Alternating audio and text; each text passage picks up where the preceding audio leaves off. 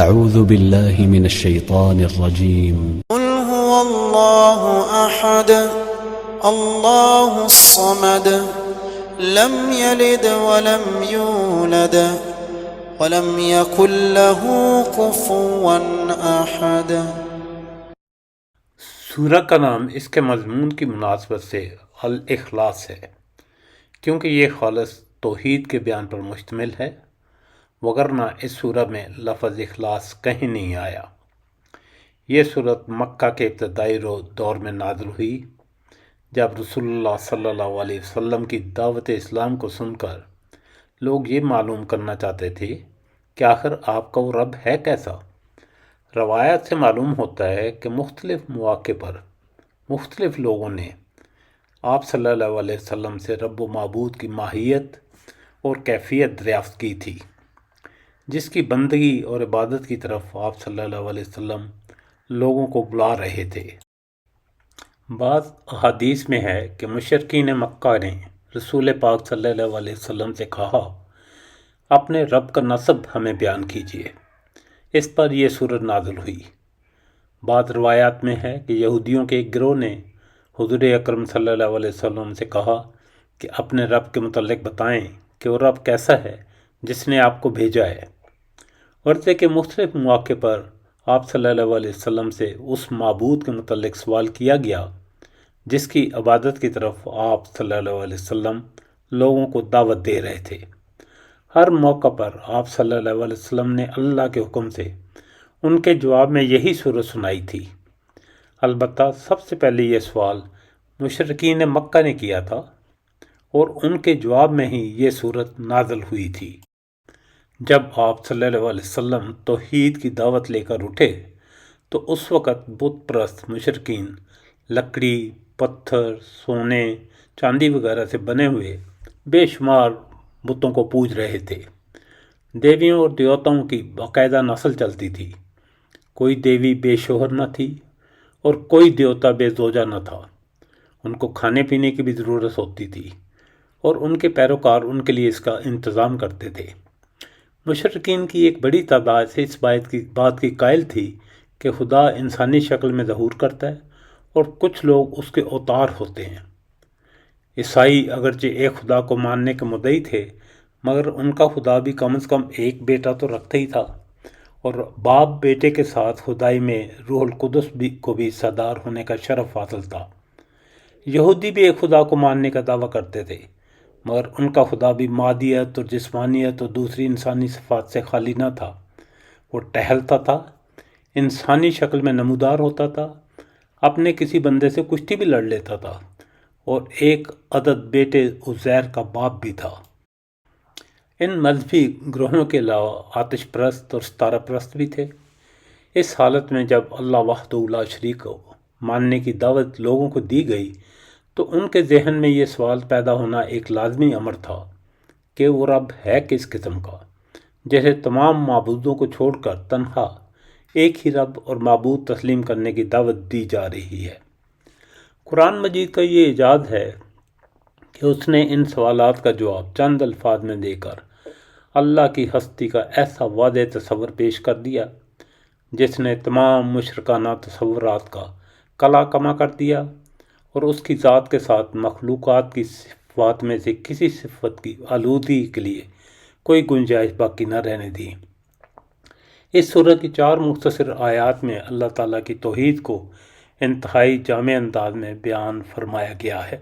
سورت کی پہلی آیت قل هو اللہ احد، کل اس کے اولین مخاطب تو نبی پاک صلی اللہ علیہ وسلم ہے، کیونکہ آپ ہی سے سوال کیا گیا تھا کہ آپ کا رب کون سا ہے اور کیسا ہے، لیکن حضور صلی اللہ علیہ وسلم کے بعد ہر مسلمان اس کا مخاطب ہے، یعنی ہر مسلمان کی یہ ذمہ داری ہے کہ جب اور جہاں ضرورت پڑے تو اللہ تعالیٰ کی وحدانیت کو بیان کرے۔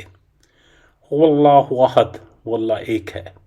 اللہ اس ذات اقدس کا نام ہے جو ہمیشہ سے ہے، ہمیشہ رہے گا، جو یکتا ہے، اس کا کوئی شریک نہیں۔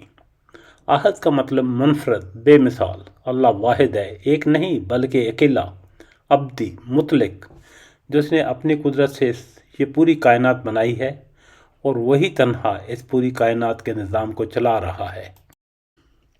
عرب میں کفار کی بہت سی قسمیں تھیں، دہریہ، مشرک، اللہ تعالیٰ کی صفات کے منکر اور اللہ تعالیٰ کے لیے اولاد ماننے والے وغیرہ وغیرہ۔ اس آیت میں ان سب کی تردید ہے۔ هو اللہ فرمانے میں دہریوں کی تردید ہے، آحد فرمانے میں تمام مشرکین کی اور ان لوگوں کی تردید ہے جو ایک سے زیادہ معبودوں کے قائل ہیں۔ سورہ کی دوسری آیت اللہ الصمد، صمد لفظ کا مفہوم اردو کے کسی ایک لفظ سے ادا نہیں ہو سکتا۔ اس کے مفہوم میں دو باتیں ہیں کہ سب اسی کے محتاج ہیں اور وہ کسی کا محتاج نہیں ہے۔ اس میں ان لوگوں کی تردید ہے جو اللہ تعالیٰ کو ماننے کے باوجود کسی اور کو اپنا مشکل کشا اور حاجت روا تسلیم کرتے ہیں۔ صمد یعنی جس کا سہارا لیا جائے۔ اللہ تعالیٰ ہی قائم الذات ہے اور سب اس کے سہارے قائم ہیں۔ صمد وہ ہے جو اپنی تمام مخلوقات کی ضروریات پوری کرتا ہے، وہ جس پر سب انحصار کرتے ہیں، وہ سب کی ضرورت ہے جبکہ اسے کسی کی ضرورت نہیں، وہ بے نیاز ہے۔ صمد کا مطلب یہ بھی ہے کہ وہ اپنے علم، اپنی قدرت، حکمت، عزت، حاکمیت اور اپنی تمام صفات میں کامل ہے۔ پوری کائنات اس نے تھامی ہوئی ہے، کوئی چیز اپنی جگہ سے ہٹ نہیں سکتی۔ وہ سب کے بغیر سب کچھ کرنے والا ہے اور پوری کائنات مل کر بھی اس کی مرضی کے بغیر کچھ نہیں کر سکتی۔ شیخ عبد القادر رحمۃ اللہ نے قرآن مجید کا جو ترجمہ کیا اس میں اللہ الصمد کا معنی نراسترک لکھا۔ نراسترک سنسکرت زبان کا لفظ ہے جس کے معنی ہیں جس کا کام کوئی روک نہیں سکتا اور اگر وہ نہ چاہے تو کسی کا کام ہو نہیں سکتا۔ اللہ الصمد کی اس سے جامع تشریح اور کوئی نہیں ہو سکتی۔ تیسری آیت لم یلد ولم یولد، نہ اس کی کوئی اولاد ہے نہ وہ کسی کی اولاد ہے۔ یہ ان لوگوں کا جواب ہے جنہوں نے اللہ تعالیٰ کے نسب نامہ کا سوال کیا تھا۔ یہ ان لوگوں کی تردید ہے جو فرشتوں کو اللہ تعالیٰ کی بیٹیاں کہتے ہیں۔ یہاں حضرت عیسیٰ یا حضرت عزیر علیہ السلام کو اللہ تعالیٰ کا بیٹا قرار دیتے تھے۔ اس کی کوئی اولاد نہیں بلکہ سب اسی کی مخلوق ہیں۔ اور چوتھی آیت وَلَمْ يَكُنْ اللَّهُ كُفُوًا أَحَدٌ، کفواً کے لفظ معنی مثل و مماثل کے ہیں، یعنی نہ کوئی اس کا مثل ہے نہ کوئی اس سے مشابہت رکھتا ہے، اس کا کوئی ہم اثر نہیں، وہ اکیلا ہے، اس جیسا کوئی نہیں، وہ کوئی اس کے برابر نہیں۔ اس میں ان لوگوں کی تردید ہے جو اللہ تعالیٰ کی کسی بھی صفت میں کسی اور کی برابری کے قائل ہیں۔ ارشاد فرمایا کہ وہ اللہ ایک ہے، اس کی کوئی مثل نہیں، اس کا کوئی شریک نہیں، نہ ذات میں نہ صفات میں۔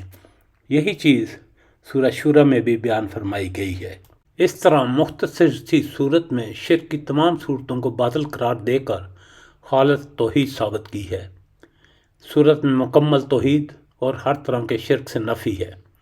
رسول اللہ صلی اللہ علیہ وسلم کی نگاہ میں اس صورت کی بڑی عظمت تھی اور آپ مختلف طریقوں سے مسلمانوں کو اس کی اہمیت محسوس کرواتے تھے تاکہ اس کو کثرت سے پڑھا جائے۔ یہ سورہ اسلام کے اولین بنیادی عقیدے توحید کو 4 مختصر فکروں میں بیان کر دیتی ہے جو فوراً انسان کے ذہن نشین ہو جاتے ہیں اور آسانی سے زبانوں پر چڑھ جاتے ہیں۔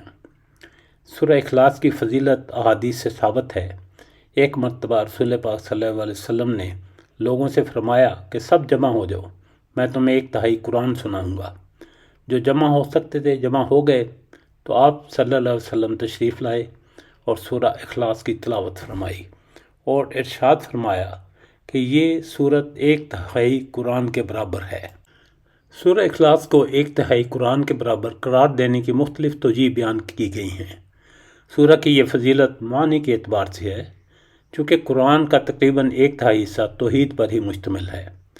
قرآن مجید جس دین کو پیش کرتا ہے اس کی بنیاد 3 عقیدے ہیں: توحید، رسالت اور آخرت۔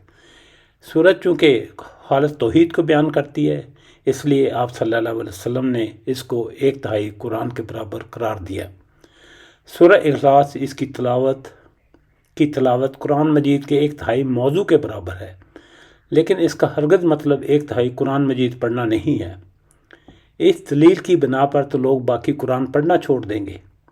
یہ اسی طرح ہے کہ حرم پاک میں ایک نماز پڑھنے والے کو 1,00,000 نمازوں کا ثواب ہوتا ہے، تو اس کا ہرگز یہ مطلب نہیں کہ ایسے شخص کو اب کئی دہائیاں نماز پڑھنے کی ضرورت نہیں ہے، چونکہ اس نے حرم میں ایک نماز پڑھی جو 1,00,000 نمازوں کے برابر ہے۔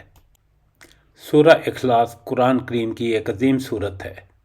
اس سورت سے محبت کرنے والوں اور اس کو اہتمام سے پڑھنے والوں کو آپ صلی اللہ علیہ وسلم نے جنت کی بشارت سنائی ہے۔ حضرت عائشہ صدیقہ رضی اللہ تعالیٰ عنہ کی روایت ہے کہ آپ صلی اللہ علیہ وسلم نے ایک صاحب کو ایک مہم پر سردار بنا کر بھیجا۔ اس پورے سفر کے دوران ہر نماز میں وہ قل هو اللہ احد پر قرأت ختم کرتے۔ واپسی پر ان کے ساتھیوں نے حضور صلی اللہ علیہ وسلم سے اس کا ذکر کیا۔ آپ نے فرمایا ان سے پوچھو کہ وہ ایسا کیوں کرتے تھے۔ ان سے پوچھا گیا تو انہوں نے کہا کہ اس میں رحمان کی صفت بیان کی گئی ہے، اس لیے اس کا پڑھنا مجھے بہت محبوب ہے۔ حضور صلی اللہ علیہ وسلم نے یہ بات سنی تو لوگوں سے فرمایا ان کو خبر دے دو کہ اللہ تعالیٰ انہیں محبوب رکھتا ہے۔ الحمدللہ رب العالمین۔ اللہ تعالیٰ کا شکر ہے جس نے سورہ اخلاص کا تعارف، مفہوم اور فضیلت پیش کرنے کی سعادت عطا فرمائی۔ اللہ تعالیٰ ہم سب کو اپنے پاک کلام کی صحیح سمجھ اور اس پر عمل کرنے کی توفیق عطا فرمائے۔ آمین ثم آمین۔